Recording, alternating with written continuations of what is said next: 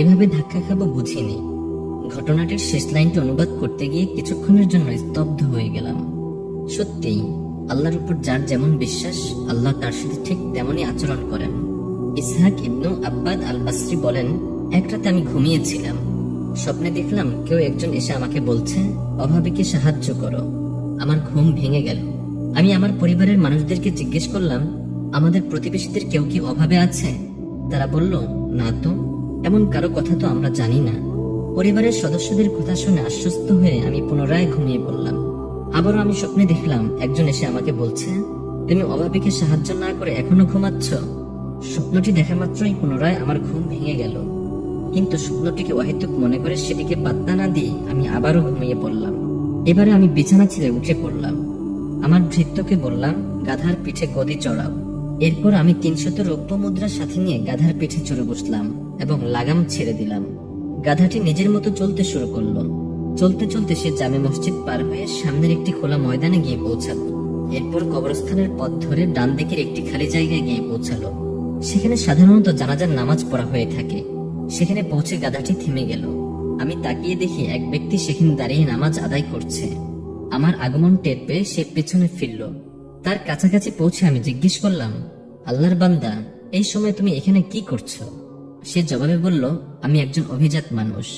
আমার কাছে 100 রৌপ্য মুদ্রা ছিল। সম্প্রতি আমি তা হারিয়ে ফেলেছি। এদিকে আমার ঋণ আছে আরো 200 রৌপ্য মুদ্রা। তার কথা শুনে আমি নিজের সাথে আনা 300 রৌপ্য মুদ্রা বের করে তাকে দিয়ে দিলাম এবং বললাম, তুমি কি আমাকে চেনো? সে বলল, না, চিনি না। আমি বললাম, আমার নাম ইসহাক ইবনু আব্বাদ।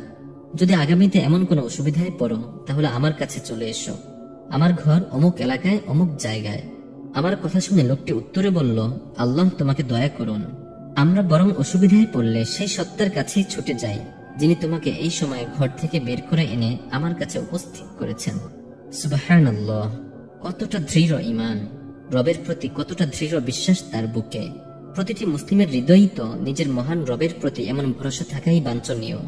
মূলত স্বয়ং আল্লাহ তাআলা ও তার রাসূল সাল্লাল্লাহু আলাইহি ওয়াসাল্লাম আমাদেরকে এমনটাই শিখিয়েছেন। একদম তুচ্ছ নগণ্য বিষয় থেকে শুরু করে পাহাড় সম কঠিন পরিস্থিতি কিংবা আসমান সমান বিপদ, কোনো ক্ষেত্রে মুমিন বান্দার জন্য দুশ্চিন্তার কিছু নেই। বরং আল্লাহ তাআলা তো পবিত্র কোরআনের আয়াতে আয়াতে তার বান্দাদেরকে বারবার মনে করিয়ে দিয়েছেন, আল্লাহু আলা কুল্লি শাইইন কাদির। আল্লাহ তাআলা সমস্ত কিছুর উপর পরিপূর্ণ ক্ষমতার অধিকারী। সুতরাং আল্লাহর উপর ঈমান আনার পর দুশ্চিন্তা কিসের, ভয় কিসের?